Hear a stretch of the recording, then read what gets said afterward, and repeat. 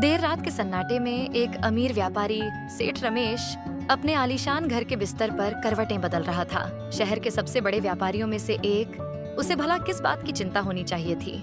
उसके पास धन, संपत्ति, नौकर चाकर सब कुछ था। फिर भी उसे नींद नहीं आ रही थी। ऐसा लग रहा था मानो कोई उसे कुछ कहना चाह रहा हो। उसकी आंखें बंद होते ही उसे किसी अनजान बेचैनी ने घेर लिया था। उसे कोई अजीब सी आवाज उसकी आत्मा के भीतर गूंज रही हो। काफी देर तक यूं ही सोने की कोशिश करने के बाद सेठ रमेश ने हार मान ली। उसने सोचा कि शायद बाहर जाकर कुछ समय बिताने से उसका मन हल्का हो जाएगा। उसने अपनी कार की चाबी उठाई और घर से बाहर निकल गया। रात के इस समय सड़कों पर सन्नाटा छाया हुआ था। चारों तरफ अंधेरा और शांति थी, लेकिन सेठ के दिल के भीतर की बेचैनी बढ़ती ही जा रही थी। उसे समझ नहीं आ रहा था कि वह कहाँ जाए। सेठ रमेश ने अपनी कार शहर के एक प्राचीन मंदिर की ओर मोड़ दी। ये वही मंदिर था जहां वह अक्सर अपनी व्यस्त दिनचर्या से समय निकालकर भगवान से मन की शांति मांगने आता था। लेकिन इस बार उसे ऐसा लग रहा था जैसे भगवान ने उसे खुद बुलाया हो। मंदिर पहुंचकर उसने अपनी कार पार्क की और मंदिर के भीतर दाखिल हुआ। वहां एक गहरी शांति फैली हुई थी। मंदिर की घंटियां हल्की हल्की बज रही थीं और धीमी रोशनी में भगवान की मूर्ति की छवि अद्भुत लग रही थी। रमेश ने भगवान के सामने बैठकर आंखें बंद कर लीं और मन ही मन प्रार्थना करने लगा।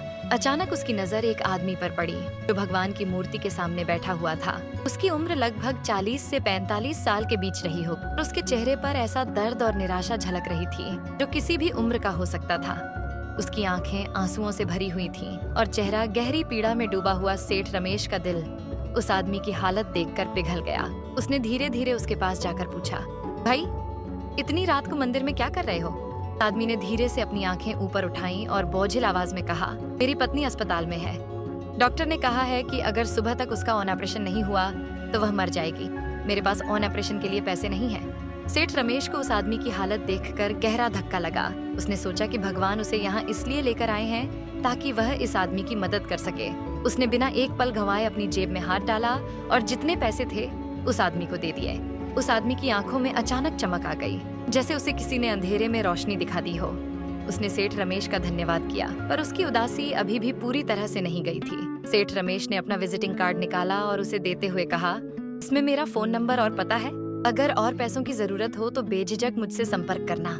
उस आदमी ने कार्ड को देखा और फिर सेठ रमेश की ओर देखते हुए हल्की मुस्कान के साथ कहा, भाई साहब, आपके पते की मुझे जरूरत नहीं है। उस पते को जानता हूँ जिसने आपको रात के 2:30 बजे यहाँ भेजा। सेठ रमेश को उसकी बात समझ में नहीं आई।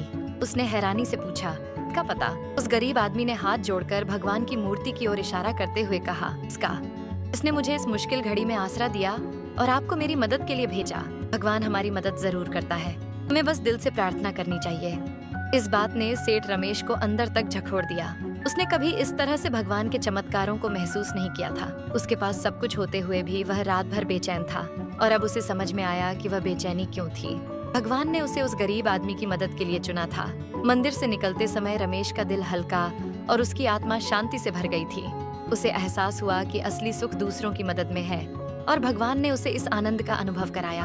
अब वह समझ चुका था कि भगवान सिर्फ उनकी मदद नहीं करता जो उससे कुछ मांगते हैं, बल्कि उनकी भी जो दूसरों की मदद के लिए तैयार रहते हैं। अगले दिन जब सेठ रमेश घर लौटा, वह पहले जैसा व्यक्ति नहीं था। उसने अपनी दौलत और संपत्ति को भगवान की दी हुई जिम्मेदारी के रूप में देखना शुरू किया। उसकी हर दिन की प्रार्थना अब सिर्फ अपने लिए नहीं थी, बल्कि उन लोगों के लिए थी जो किसी न किसी तरह से संघर्ष कर रहे थे। अब सेठ रमेश अपने व्यापार में जितना समय लगाता, उससे कहीं ज्यादा समय समाज सेवा और जरूरतमंदों की मदद में लगाता था। उसने अपनी दौलत का एक बड़ा हिस्सा एक ट्रस्ट में दान कर दिया, जिससे कई गरीब लोगों की चिकित्सा और शिक्षा का प्रबंध होने लगा। उसके अंदर की शांति लौट आई थी और वह जान गया था कि असली सुख देने में है, न कि पाने में। इस कहानी का सार यही है कि भगवान हमेशा मदद करते हैं, लेकिन अक्सर उनकी मदद अप्रत्यक्ष रूप से आती है। जब हम दिल से प्रार्थना करते हैं तो भगवान किसी न किसी रूप में हमारी मदद के लिए किसी को भेज देते हैं। हमें खुद पर और भगवान पर विश्वास रखना चाहिए और यह समझना चाहिए कि हम भी किसी की मदद करने के माध्यम बन सकते हैं।